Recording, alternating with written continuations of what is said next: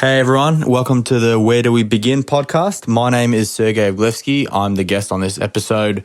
I'm a pistol shooter representing Australia at the Olympics this year.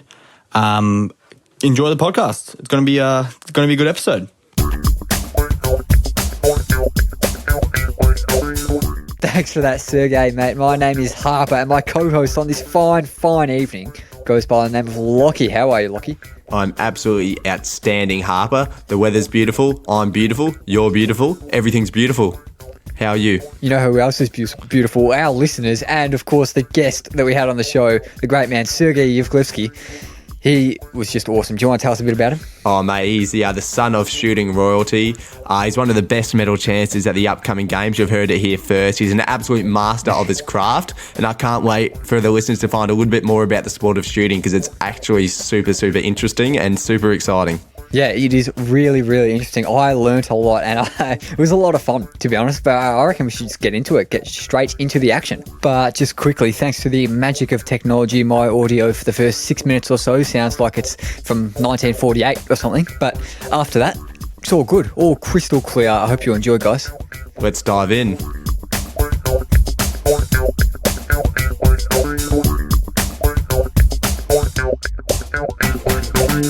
Lockie, I've got to say, mate, I reckon we should start doing some live shows from Cooper Petey. We're uncovering that many hidden gems in this Olympic series because, honestly, before even getting into this chat, this guy is someone that I feel like could be right up there, challenging the world's best 25-metre rapid-fire pistol shooters in Tokyo. And honestly, I hope you guys enjoy this as much as I know I'm gonna. So, Sergei Evglevski, welcome to Where Do We Begin, mate? Thanks, boys. Thanks for having me. Oh, it's an absolute pleasure to have you on, and I apologise for the amount of puns that our Harps just used. Look, we promise our listeners it won't happen again during the episode. I don't know what podcasting school that Harper learned from, but he loves to do it. But it's just an absolute pleasure to have you on. What have you Very been good, up mate. to? Very good. I love puns. To be honest, those ones went right over my head. I actually didn't hear them. But no, very good. I love me a good pun. So well done. Unreal, mate. Thank you, mate. I guess our first question always is because we've been lucky enough to have so many unique different sports, and you're actually the second shooter on the show, as you know. You've listened to our previous episode. But can you explain a little bit about your sport to the listeners? Yeah, so I do pistol shooting. So it's one of the three disciplines in shooting. So yeah, I do pistol shooting, and one of the events I do is 25-metre rapid fire. So that's what I qualified for in the Olympics, and that's what I'll be heading over to Tokyo for. Yeah, sweet. So Russell Mark, the guy on that other episode, I think it was maybe episode 20. If people want to check it out, it's a good one. He's a double trap shooter, but you being a pistol shooter, obviously. So I think there are about 3 types of pistol shooting in the Olympics or just in big events, really. So you've got pistol, standard pistol, and your rapid fire pistol. So can you explain to us a bit the difference between those 3, can you call them disciplines? Yeah, definitely. Well, the main difference actually now, standard pistol used to be part of the Olympics, but not anymore. So they've changed it. They've updated it. They took it out a couple of cycles ago, but now it's 10-metre air pistol and then 25-metre rapid fire for the men's. Okay, could you elaborate a little bit more? Apart from the distance, what is sort of the difference in between those 2 different events? Yeah, for sure. So 10-metre air pistol is done over 10 metres, and it's with the air pistol. So basically, air pushes out the pellet, and you shoot 10 metres away. So it's not a high caliber kind of shooting. But with my event, it's over 25 metres and it's over 5 targets. So you have to do 5 shots in a certain time allocation. So over 5 targets as well. So basically, it's 2 halves, 30 shots in the first half, 30 shots in the second half. You do 10, 10, 10. So 10 shots in 8 seconds, 10 shots in 6 seconds, 10 shots in 4 seconds. So basically, but you do it twice in each time allocation. So you go 5 shots in 8 seconds, and then do it again, 5 shots in 8 seconds. And then you do that in 6 seconds. So 5 shots, 6 seconds, then again 5 shots, 6 seconds, and then 5 shots in 4 seconds, 5 shots in 4 seconds. Yeah, cool. Are you shooting at a target or is it something that's flying through the air like double trap, or what's the go with it? Yeah, no, you're not shooting anything flying. You're shooting at a target that's 25 metres away. Yeah. But the targets are next to each other. So it's like 1 target, 2 target, 3 target, 4 target, 5 target. So they're all next to each other and they're all like 10 ring, 9 ring, 8 ring, so on and so on. And they get bigger and bigger. Basically, the aim of the game is to aim in the middle, shoot as many 10s as you can, perfect score would be 600 because that's 60 tens in a row. But the world record is 593, for example, which basically means that the person got 7 nines and the rest were tens. Yeah, awesome. And something I'm really interested about is obviously like for people that play footy, you train like in terms of doing like running and training. I know for the podcast, Harper was practicing off air with your coaching the correct pronunciation of your name, and you did quite a good job. But for shooting, like how do you train for the sport? Basically, it's like a lot of discipline, really. So with pistol shooting, it's very different to, for example, what Russell Mark said with shotgun. It's a lot of repetition, a bit of strength training, a bit of mental training, and it's just repetition. Like it's basically like when you're kicking a footy, it's like doing that lead up to kick the footy, but you're just doing that over and over. Same here, you just lift up the gun to the target, carry over to the next target, and just do that over and over. And then you can break it down as well to like the first shot or your body carrying over. That's a bit more technical. Yeah, so is it quite mentally draining then, I guess, having to concentrate for so long and that to go down to those exact specifics? Yeah, definitely. So it's not, your body isn't exerting a lot of energy, but your mind is. So like it's very mentally draining. Like after a 3-hour training session, I'm cooked. Like I just want to have a nap afterwards. Yeah, fair enough. As we all would, I reckon. Maybe me after half an hour of doing that kind of thing. But is there anything that you can do in training that doesn't involve a pistol, or like, is there anything like I guess use the gym much if you're a professional shooter or an Olympian shooter? Yeah, definitely. Because shooting is one of those sports where I'd say my parents always say it's like 80% mentality. And I guess one of those things, like when you're fitter and you feel good about yourself, then you shoot better, if that makes sense. Yeah. So, you go to the gym, you work out and stuff, you feel good, your endorphins are up. That's when you be shooting good as well. So, but then you could also do like a lot of strength training, like with rubber bands and like chest press, stuff like that, like to really build up the strength in your upper body. So yeah, that's really interesting. Is there also sort of ways that you can practice like your coordination and stuff? Because I can imagine that could be quite important. Yeah, so a shooter that I actually remember Russell Mark saying this, a shooter that's coordinated, but definitely like a lot of benefits out of that. At the same time though, in pistol shooting, I've met a lot of shooters that aren't coordinated at all, but they're still quite good shooters anyway. Yeah, so moving off from the training methods a bit, your kind of early life, your early shooting life and your early life as a whole, it's really interesting to me. So Belarusian parents, born in Belarus and moved to Melbourne when you were, what was it, about 1 year old? I was 9 months old. 9 months old, okay. Yeah, so obviously you wouldn't remember too much, and you wouldn't remember anything from your initial time in Belarus, but have you been there back since then, a couple of times maybe? And it's a country that really most Australians would have no idea about, probably couldn't even name where it is, what continent it's on. So what's Belarus like as a country? I can confirm I grabbed the Atlas out when I heard where you were from. So it's a country in between Poland and Russia. So it's very small, not very big at all. It's probably like just a bit bigger than Tassie. Wow. Yeah, pretty small, but beautiful country though. Like it's the distance from like Moscow, the capital of Russia, to Minsk, which is the capital of Belarus, is like pretty similar distance from like Melbourne to Sydney. So everyone just catches trains in Europe. So it's just a beautiful country, amazing atmosphere, amazing people. Just that, like, I don't know if you guys know, like that really Eastern European kind of look, in the cities and stuff. Just a very beautiful country. Yeah, all right. Well, I'll definitely be adding that one to the bucket list. And I think you brushed over it a bit before, but I think your mum is a bit of a great of the sport. She's been to six or so Olympics. Do you want to talk a little bit about her and what she achieved in the sport? Yeah. She's a Hall of Famer, really. Well, she should have been to more Olympics. She should have gone to the 92 Olympics, but she was pregnant with my sister at the time. So she actually couldn't go to that one. But then, she went to 96, 2000, 04, 08, 12 and 16. And, she was just like, she's a great person in the sport. Like she was a legend, really, like so committed and kind of describe, like no words can describe how good she was in the sport. Multiple World Cups, Olympic bronze medal, really in the sport, like she dominated. Unfortunately, wasn't amazing at Olympics, but Commonwealth Games and in the sport and stuff, she killed it. Yeah, how come she decided to represent Australia in from 2004 onwards, was it? No, a bit early actually, because she early. went to 2002 Com Games in Manchester. Yeah. Okay. So I think because we moved to Australia, Dad got, after the contract ended after 2000 games, life in Australia was just a bit better, so because in Europe in the 90s and stuff, it wasn't amazing. Yeah. So I moved to Australia, had a lot of money here, like a lot more opportunity. And my dad's like, well, I need to find work. He got offered a job working for Beretta, which was starting out. It was a company that specialized in shotguns and stuff, but they were just starting out. And they said, look, we need a gunsmith. If you want, move to Melbourne. And Dad said, yeah, for sure. And then Mum's like, well, I'm not going to go back and forth, representing Belarus and coming back here and stuff. We either all move down to Australia or none of us move. So then obviously everyone moved down to Australia, and yeah, she started. The Australian government and sport really wanted her to represent Australia, so they sped up her citizenship by like a long time, and almost like within a couple of months she got a citizenship straight away, and then represented Australia 2001 onwards.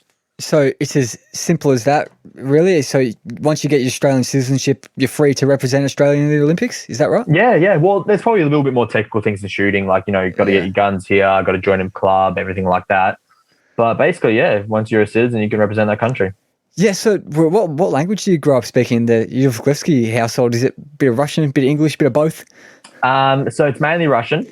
Like if it's me and my mum, my dad and my sister, we all speak Russian at home. If it's me and my sister, we speak English. And just mainly Russian at home. Don't even speak English at home. It's a bit weird speaking English at home, in all honesty. So, geez, they're probably thinking, what are you doing speaking English right now in your bedroom? Yeah, exactly right. Mum's probably walking past like, what the hell's going on in there? But it's pretty amazing, though. So this will be the 7th consecutive Olympics with a member of your immediate family at the Games. That's pretty phenomenal. That's amazing. Yeah. I actually never thought of it like that, but yeah, there you go.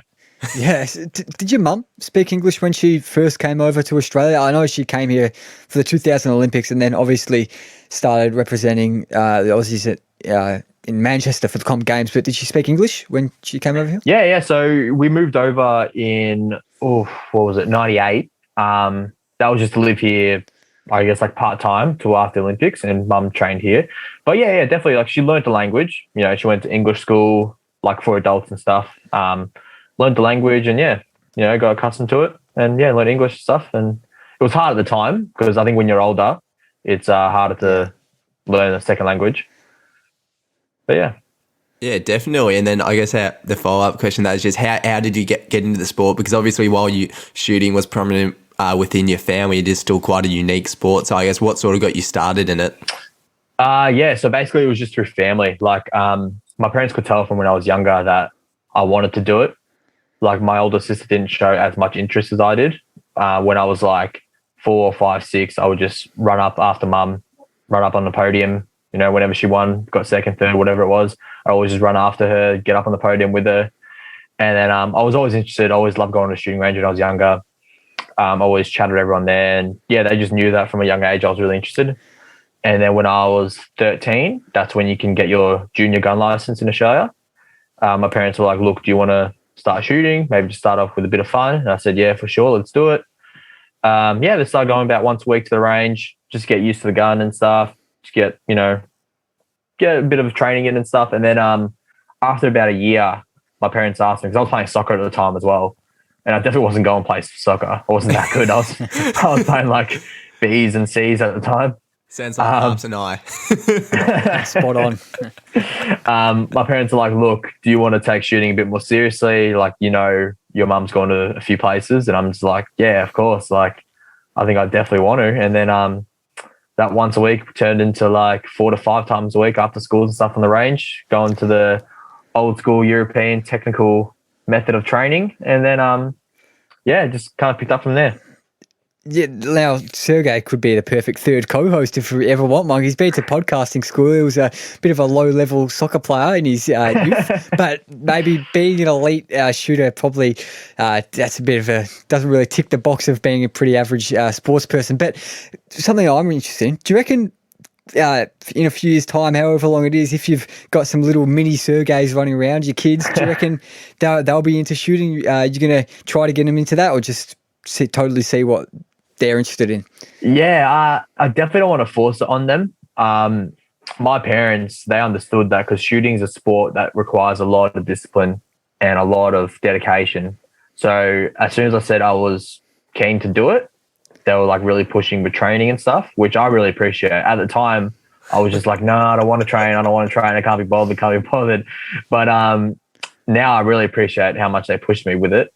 But if my kids, if they want to shoot, they can. If they want to start off with a bit of fun, because I think what pushed me with shooting, it's the social aspect of it. Like I've got best mates in WA, I've got best mates in Queensland, I've got best mates in ACT. Like, you know, it's the social culture of it. It's a beautiful sport in Australia, and I think that's what really keeps me going with it. Yeah, that's awesome. So obviously, there's a real, because even though it's a smaller sport compared to like you said, like you played soccer before, but there's a real community vibe to it. Yeah, definitely. Like you go to your local gun range or club, they're always in the club room, like playing cards, you know, having a tea, having a coffee, whatever, and then they go all shoot together, and they come back and chat. They could be at the range all day, and just it's a really tight knit kind of community. It's really good. And you a bit of a, I think it's definitely reasonable to say that you were a bit of a young gun. I said no more puns, mate. I said no more puns. That's it, Harps. That's your one. That's your one. Came up with that on the spot. I'm very proud of myself for that. But anyway, yeah, like absolute child prodigy in shooting. So what's that like, going to Junior World Cups, winning medals there, I believe, and winning all these junior titles in Australia? I can see the medals in the background that you've proudly shown us. So what's it like just being the absolute, well, maybe not the absolute best, but one of the best in the world, and especially in the country in your youth? I know. Seeing those medals in the background, like, you'd get a sore neck if you had them all on. I don't reckon it'd be humanly possible. There's so many up there. Well, thanks for that, boys. I put my camera down on purpose just so I can bit of a flex. No, but yeah, that's a really good question. It was, in all honesty though, like when I first started, my dad was driving me to the airport for my first Junior World Cup in Germany, and one of the first things he said to me is like, people are going to know who you are, like without even like seeing you shoot, because of your mum, because of me. My parents were friends with everyone internationally. They were friends with the Latvian team, the Bulgarian team, like, you know, the French team. They were friends with everyone. And they all knew I started shooting as well. And I was getting the results in Australia. So Dad was saying, like, as soon as you get there, just block that noise out. You know, you're going to have a lot of coaches come up to you and say, I hope you shoot as good as your mum. You know, I hope you're as good as your family. And on like a young 15, 16-year-old, that is a bit of pressure for sure. So Dad warned me, and I wasn't expecting it at the time. And as soon as I got there, like the Ukrainian coach comes up to me, oh, I know your father so well. Good luck. You know, I hope you shoot as well as your mum. I hope you shoot better than your mum.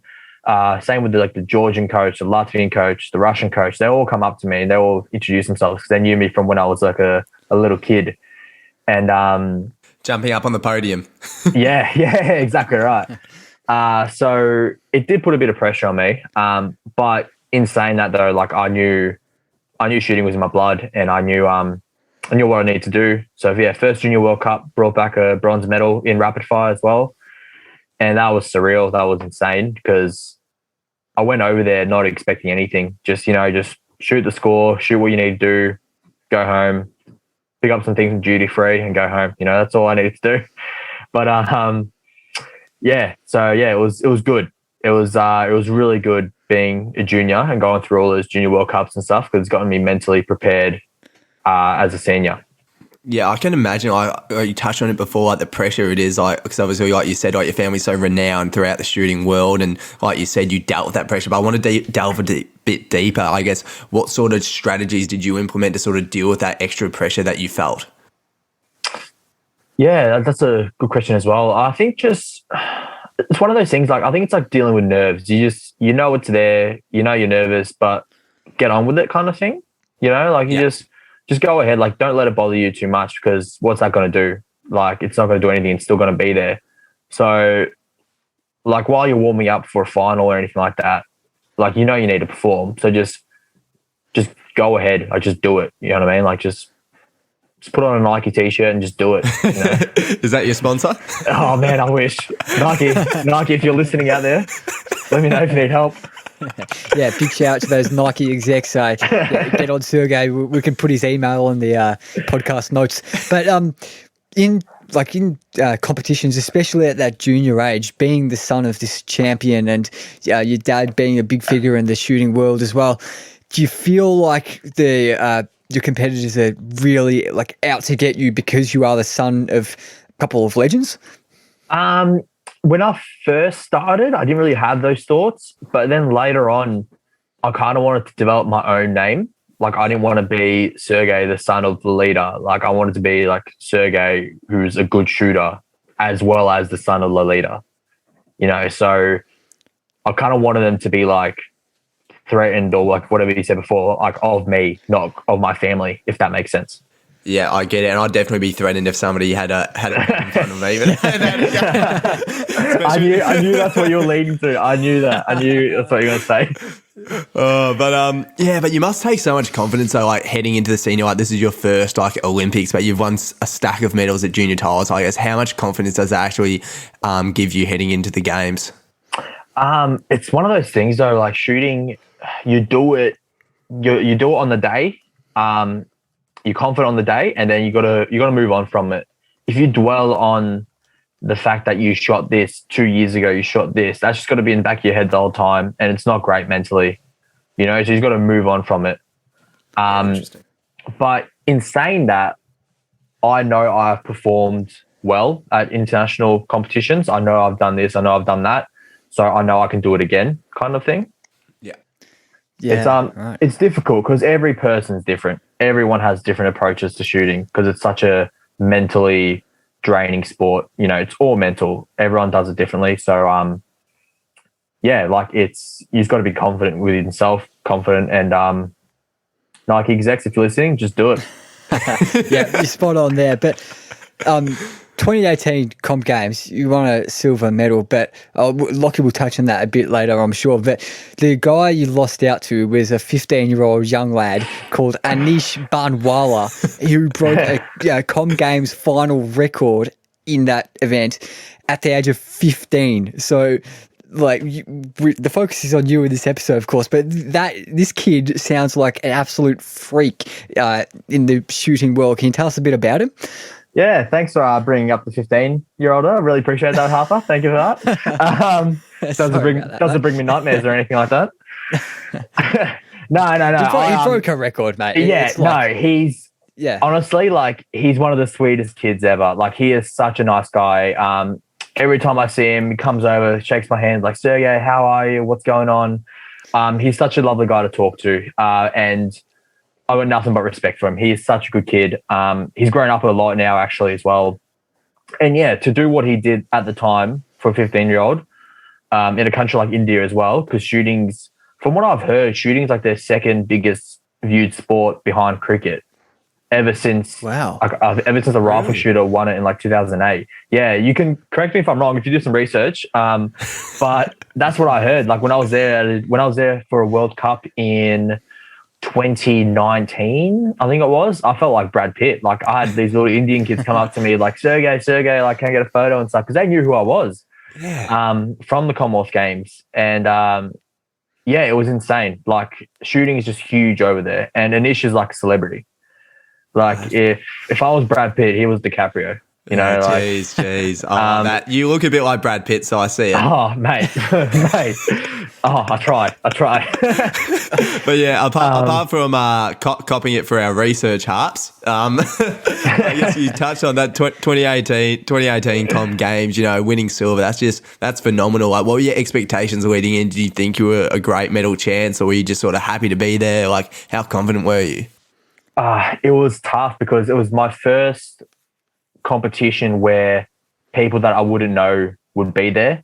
Like there would actually be like a huge arena, fans, you know, like Australia goes berserk with their own athletes, you know. So like when I got there, seeing how big like the finals hall was and seeing how big the stand was, I was like, oh, like this is huge. So I had that in the back of my mind, but I only realized that when I got there. Plus my family went there, my partner went there, my best mate went.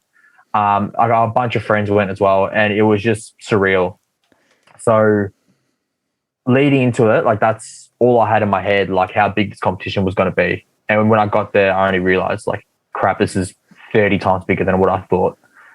But yeah, doing Commonwealth Games, like shooting there, winning a silver medal, it was just unreal because it gave me much more confidence for competitions, senior World Cups, Olympics after that.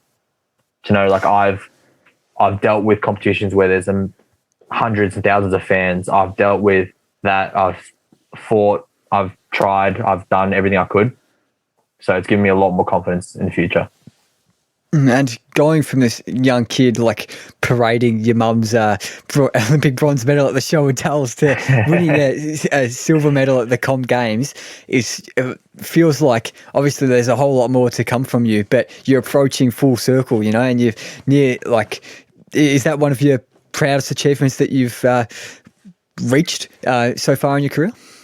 Yeah, definitely. Because I went into it just not expecting anything. Like I did well at the selections. I did really well at the selections, and I just went into it like, you know what, man, like it's your first major competition. Just go in there and do it, kind of thing. And the fact that I was able to shoot a good score, try my hardest in the final, have my friends just yelling, losing their voices, having my best mate like start crying when I got silver, like, you know, getting the medal and stuff. It was just, it was just like, gets me emotional. Like it was such an amazing feeling. Yeah, mate, absolutely unreal. And I guess heading into the 2020 games, you obviously were in pretty good form. You know, you won all 4 of your Olympic trials. So that obviously, you know, you're really starting to hit your peak. And then unfortunately the Olympics were obviously postponed. I guess for you, the Olympics being postponed, was that a good or bad thing? Because we've spoken to a couple of different athletes. You know, some people obviously, they found it hard because they obviously were ready to compete in 2020, but others actually liked that it gave them a bit more time to work on their game. Yeah, it was very double-sided. So at first I was just so frustrated that I couldn't go, kind of thing. Like I was so desperate to go and compete at my first Olympics, and Tokyo, you know, it's like Japan's an amazing country. I just really wanted to go and do it because that's what I was working for so long. And then afterwards, I realized, like, you know, I still had a bit more training. I still had a bit more growing up to do. And I felt like I've grown up so much in the last year in my sport compared to like the last, you know, 20 years of shooting. Or not 20 years, sorry, like 8 years, yeah. I've only been living for 20 years. I've been shooting since I was 1. But yeah, like it sucks we couldn't go last year because I actually had like a bit of a life plan as well. I was going to finish my uni after Olympics. I was going to try to get a full-time job in 2021, you know, but at the same time, my training and how I'm competing now is 30 times better than how I was competing this time last year. And that's just something that you worked on during lockdown and you bettered yourself during that kind of spell on the sidelines? Yeah. So like as soon as lockdown hit, we were training from home. And obviously you can't be shooting, you know, birds 25 meters away. You can't be doing that. Definitely can't do that. So what I was doing, I just had my coach on a phone behind me on Skype, and I was just lifting up my arm and doing the motion of how I would shoot. And he would just look at me behind me for like an hour and a half, 2 hours at a time and just watch me.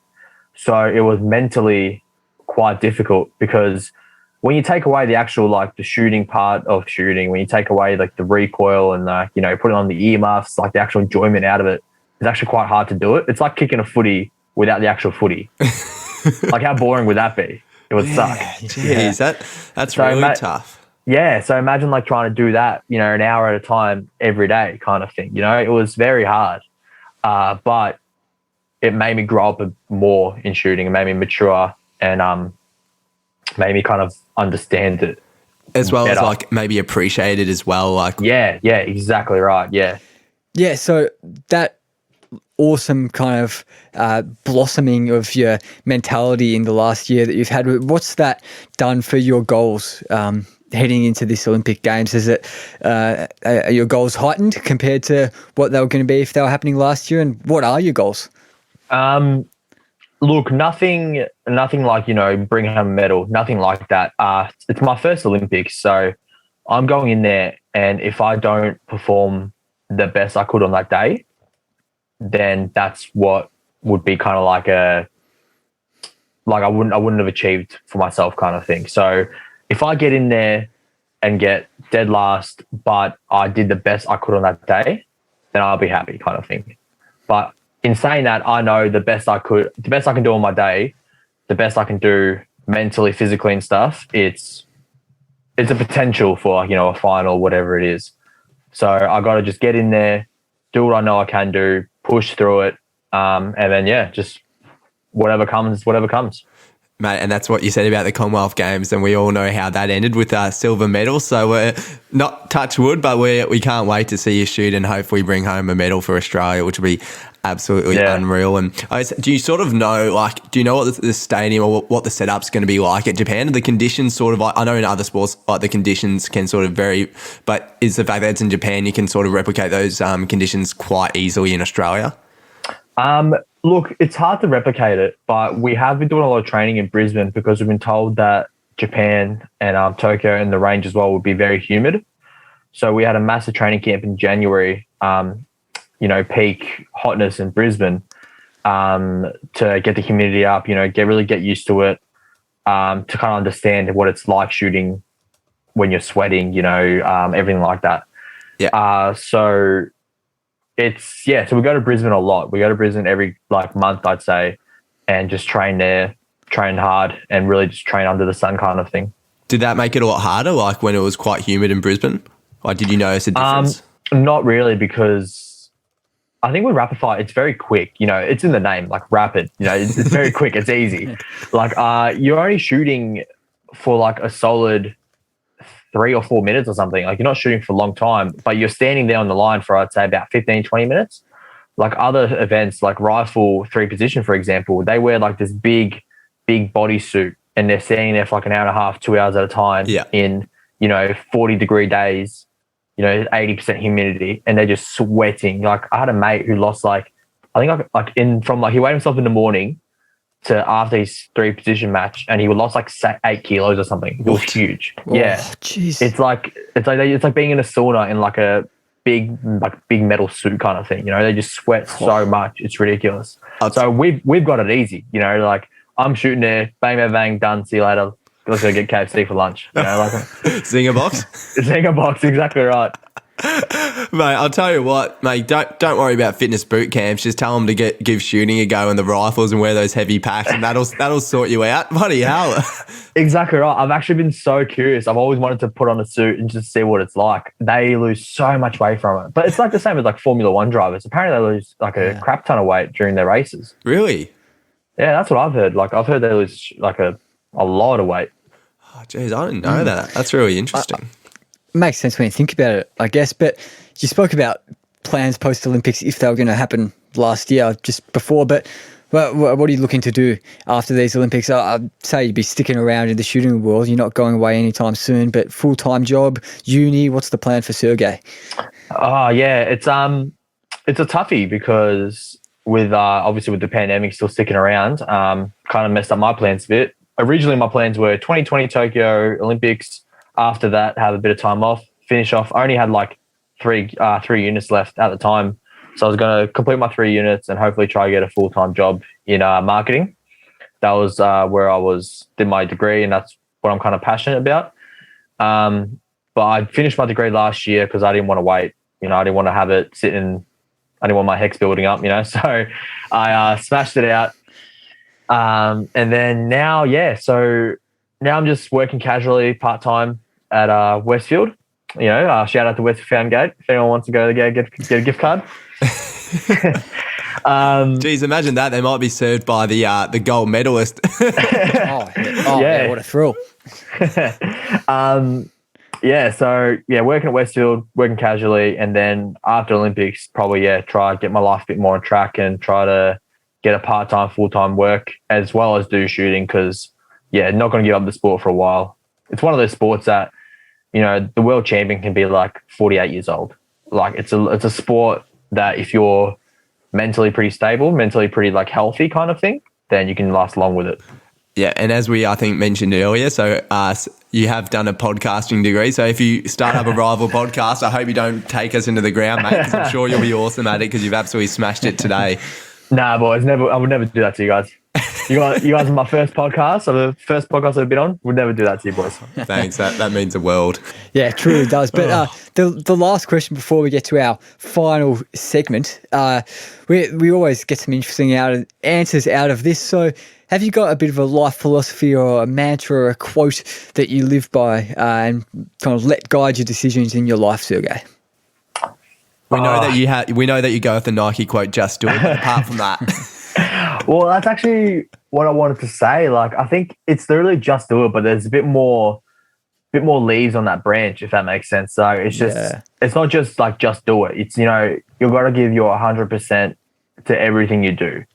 Like my dad used to grind me when I was younger about untying my shoelaces or like putting my shoes back in the right spot or putting the hat back, putting your keys back in the right spot, because his philosophy was if you do every little task like that, you're going to accomplish a lot more things. Like those little tasks turn into big tasks, and then those big tasks, turn into like promotions at work or whatever it is. You know what I mean? So like if you can finish off little tasks like untying your shoes instead of just ripping them off your feet, then you can do anything kind of thing. Does that make sense or not really? I completely get you. Yeah. And then I've got to follow up to that. So it's like making your bed in the morning. Are you a person that makes their bed? Because it sort of comes down to that. I 100% make my bed. I know. Seems like the kind of guy. Yeah. If my partner listens to this, she'll disagree because she thinks I do a poor effort of it. But I never leave it, open. I put it over the pillows, tuck the corners in. We're all good. Now, before we get into some fully fledged bed making intricacies, which I'm sure we will off air after the show, we'd like to have a final little segment on this show, and it is called the Where Do We Begin quiz. And I will hit the music. Oh, it's not turned up. Everything's going wrong. I'll hit the music again.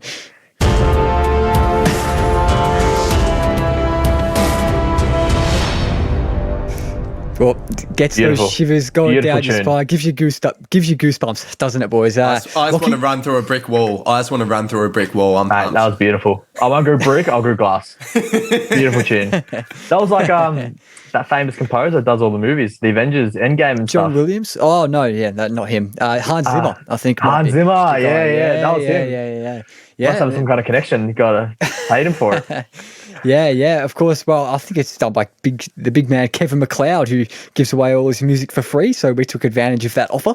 But anyway, before we get into big shout out to Kevin. Don't want to get too into the kind of copyright legalities though. So we'll get started on this quiz. So I'm going to pit you, Lockie, against you, Sergei, as per usual. I've got 5 questions that have all got some loose connection to you and your career, Sergei. Your name is your buzzer, so just go with Lockie or Sergei, and we'll start with question 1. You ready to go, guys? Let's do it. Bring it on, Lockie. Oh, Lockie, you didn't say anything, but you must have frozen for me. Anyway. Anyway, question 1. So, of course, Sergei, you were born in 1997, and arguably behind your birth, the second biggest thing to happen in 1997 was the Wiggles movie being released. So, of course, it's the Wiggles stars, back in the day, it starred Greg, Anthony, Murray, and Jeff. So can you name me the colour of each Wiggle? Can you assign the colour to each Wiggle? Sergei, easy. Sergei. Easy. Jeff was purple. Greg was yellow. No, Sam was yellow. Sorry, no, Sam. Was it Greg or Sam? That's for you to decide. Yeah, okay. Greg was yellow. Sam wasn't in my list, so it's Greg, Anthony, Murray, and Jeff. Okay, yeah, there we go. Murray was red, Anthony was blue, Greg was yellow, Jeff was purple. Absolutely correct. Good stuff. Yeah, there we go. I kind of lost track there. I forgot which order you said it in, but I'll give you the point anyway. So Sergei has gone 1-0 up. We'll move to question 2. So this is the closest to the pin. To be honest, I'm quite relieved you got that right, because I didn't hear that whole question. My internet froze. So thanks. Oh, yeah. Well, hopefully we'll do a decent job of editing this, so listeners won't be able to work out that anything has gone wrong at all, even though everything has gone wrong. So anyway, question 2, closest to the pin question. So, of course, you were born in the lovely city of Minsk in Belarus, and an anagram of Minsk, Belarus, is Murkiness Lab. So, according to the Bureau of Meteorology in their old Murkiness Lab, on average, how many cloudy days does Melbourne experience per year? It's closest to the pin question. So there's 365 days in a year, so 365. Nah. Okay, first of all, just off topic, I've got to ask, where do you get these questions from? Jesus. I do some vigorous research, I've got to say. No, How do you go from Minsk to how many clouds there are in Australia? Like, Creativity. what can I say? That's what we love about the quiz here, where do we begin? But what have you? Would you like to give one of your answers? Sergei, I'll give a shot in the dark. I'm going to say 20,406. 20,406 is incorrect, but it's closest to the pin. Lockie. Wait, what was the question? How many cloudy days in a year? In a year, yep. So 20,000. There's not 20,000 days in a year. I thought it was how many clouds in a year. Oh, did you say, like individual clouds. I don't know cloudy days.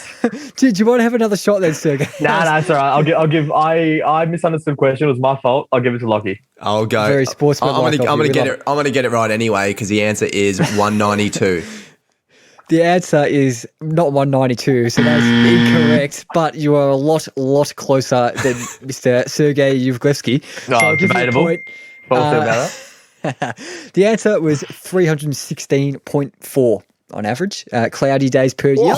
Here in Why do we live here? Why do we live here? 0.4 of a day? In all honesty, like what does that mean? 0.4 of a day. Just on average, mate. They average out all the years that they've ever recorded stuff, and then they get the old 0.4. But move to question 3. So it's 1-1. Lockie's leveled it up after that bit of a shambles of a Sergei answer there. But the pressure got to him. Yeah, if you boys could just cut that out for me, that'd be great. Thank you. Anyway, question 3. So you won your Commonwealth Games silver medal on the 13th of April, 2018.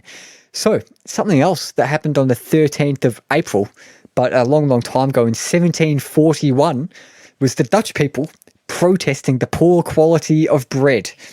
So if I want to fix up the quality of bread out there in the Netherlands, according to recipe10eats.com, they have a phenomenal easy bread recipe. What are the 4 ingredients required to make a quality loaf of bread? You can buzz in as many times as you like. Whoever gets the most. Sorry, I'm just cracking up laughing about like the lead up to this question. like on this day in 1741, some guy made some bread that no one liked. Like, where do you get these questions from? Big shout out to onthisday.com where I get most of these on this day facts from. Lockie? I'll go flour, wheat, and wheat. Flour and wheat. Well, flour is 1, but there are 3 more. So you can keep buzzing in just wheat. Until wheat is incorrect. Sergei. Okay. Sergei. I'm going to chuck in water. Yep, water's correct. There we go. Love. Or warm water, to be precise. Made with love. Love, exactly. The 5th element. Anyway, there's 2 more. What the I've hell? got one each. Lockie, you can buzz back in if you like. I can. I don't even know what they had back then. I'm going to go. Oh, it's not back then. It's a much more modern recipe on the internet. Right. Okay. Yeast. Yeah. Yeast. Yeast. Yep, that's another one. And Sergei, do you want to have a crack at the last one, or if you get this right, bread. actually, no one's going to get the point. So bread. Salt.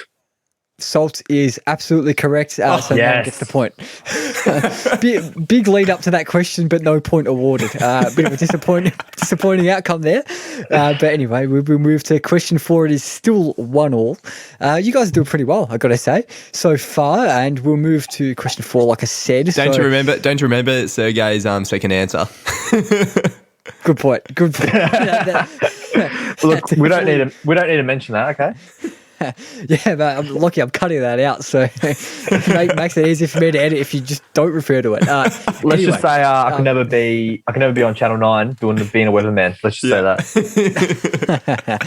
Question 4. So, the 1st of August in 2021, this year, will be the first day of competition in the 25-meter rapid-fire pistol shooting in the Olympics, of course. And it's also the 1st of August, sorry. It's a musical artist's birthday on that day. So I'm going to read out the lyrics to one of this artist's songs. It's a famous song. You can buzz in whenever you'd like, but once you buzz in and get it wrong, you're gone. So just buzz in whenever you like. I'm going to start reading the lyrics. And you just got to name me the artist. You don't have to name me the song. I think I'll do all right at this. Let's do it. Okay.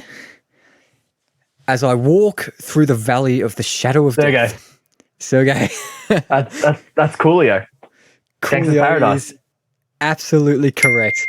Very good stuff. I knew that one would be snapped up nice and early. But Sergei's taken the lead. He's gone 2-1 up with one question remaining. But despite there being just one question remaining, Lockie is still in with a shot because, as both of you guys know, Sergei, having listened to the podcast before, which we love, the final question is a who am I question. So I'm going to go down from 5 points all the way down to 1 point with a series of clues, all of course, leading to who I am. And once you buzz in and get it wrong, you can't buzz in again until the other person gets it wrong. So we'll start with a 5-point clue. Ready to go, guys?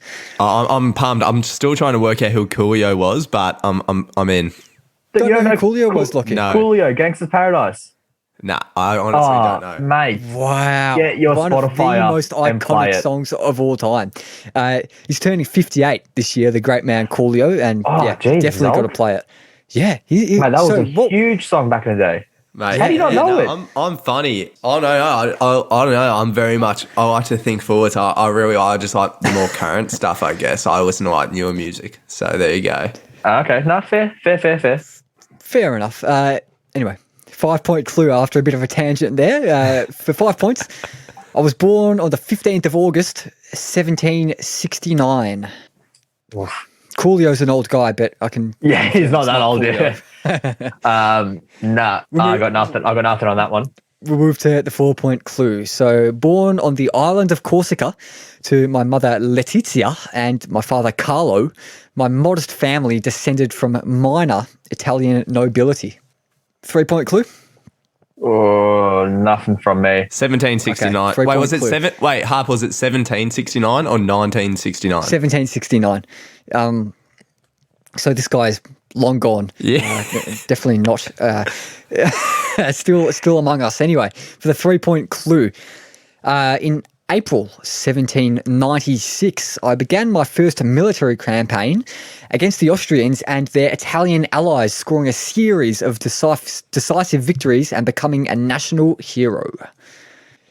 I'll move it on to the 2-point clue. Lockie's going to get it here to take the win outright, unless we want to go to a tiebreaker. So for 2 points, on the 15th of, not the 15th of August, the 15th of October, 1815, which is your birthday, I believe, Sergei. Only a couple of days after mine. Happy birthday for that day. Are you October 15th as well? Nah, 12th, on the 12th. 12th, okay. Couple of days. We love that time of year. Lots of birthdays going around. But anyway, on the 15th of August, 1815, I arrived on the island of St. Helena to begin my exile. I died there 6 years later. Oh, I had a mate there at that time, so I'm not sure if he was around. Wait. What was his descent? My modest family descended from minor Italian nobility. For the 4-point clue. Okay, St. Helena, I'm just going to go Napoleon Bonaparte. He was in the early 1800s. Napoleon Bonaparte for the win. We'll get a bit of a drum roll going. Is absolutely correct. Ah, damn it. Oh, he's nailed it. Very, very good stuff. And my, there we go. Took a while to play. The congratulations music. Very good stuff. Well done. Gee whiz, that was a big one. Should have known. I went to school with that guy. Damn it. Famous Frenchman, of course. I wasn't 100% sure if one of you two was going to get that. We don't often do historical figures for the Who Am I, but glad to see that Lockie got it. Taken out yet another win, so good stuff, Lockie. Well done. It's all right. And if Nike are listening, I can also come up with great catchphrases. So just saying. Anyway, just before we let you go, Sergei, we have a little tradition that we're doing on our social media pages, which is at WDWB Pod on Instagram, where we get the guest to nominate a song of the week. We'll put it up on our Instagram. So don't tell us what the song of the week is, but you're all good to let us know off air, and then we'll chuck it up there. Yes, 100%. I'll definitely give you a song. I actually wanted to message you boys about this after I listened to the Russell Mark episode. If I can put in a song, because we've got some boys. Wait, can I put in hip hop or no? Yeah. You guys, yeah, on the Instagram story, 100%. We just can't play it because of kind of copyright stuff, you know. But yeah, beautiful. we'll chuck it on the Instagram story so people can check that out at WDWB Pod. You can also check out our Buy Me a Coffee page, which is buymeacoffee.com/where do we begin. But before we let Sergei go, Lockie, you got anything else for him, Matt? Oh, just like to thank you so much. It was an absolute pleasure coming on, and it was an absolute pleasure scoring another win in the quiz. Mate, all right. I know you want to bring up the quiz. All right, you know what? Next time I'll do some training. Yeah. I get my buzzer voice prepared. You know, I'm just gonna say I went in with a cold throat. Should have had a tea before this. You know, I'm gonna blame that.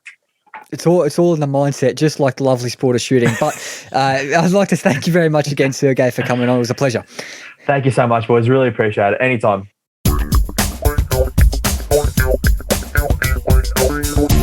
Oh, how good was that, Halves? I tell you what, I reckon Sergei might be putting us out of business. He's got his podcasting accreditation. He sounds awesome. He knows how to speak, and that was an absolutely awesome app. Yeah, this could be my last ever outro, to be honest. He could be replacing me, but it was really, really good. I hope the listeners enjoyed it as much as both of us did. And yeah, it was a great one. But Lockie, do you want to give a quick quag to a few of our socials? Yeah, I'll give a quick plug. Yeah, so you can find us at Facebook at Where Do We Begin, and you can find us on Instagram and Twitter at WDWB Pod. Yeah, and YouTube, of course, as well. Some video content up there, of course, which is what YouTube is, at Where Do We Begin on YouTube. Check out Sergei's Song of the Week on our Instagram at WDWB Pod. Some of our listeners have really been getting behind that, so I encourage you to check that out. And, of course, not taking any grubby sponsor money in this Olympic series. So if you are enjoying this series or this episode, or just us as blokes, because I'm quite enjoying us as blokes, we're bloody good podcast hosts, if I do say so myself. You can buy us a coffee at buymeacoffee.com/where do we begin. We'd really, really appreciate it. Just any spare change you've got hanging around. Of course, we understand if you can't, we'd also appreciate a 5-star review, just a recommendation, whatever you can. You know what to do to support the show. We'd love it if you could go out there and do it. Great unbiased plug there by yourself, Harper. I love it. And of course, I'd just like to thank Sergei again for jumping on, and of course our listeners, our very loyal and lovely listeners. Thanks so much for sticking around, and we'll have another great episode as part of our Olympic series next week. Yeah, it will be really, really good. See you next week, guys. It'll be awesome. See ya.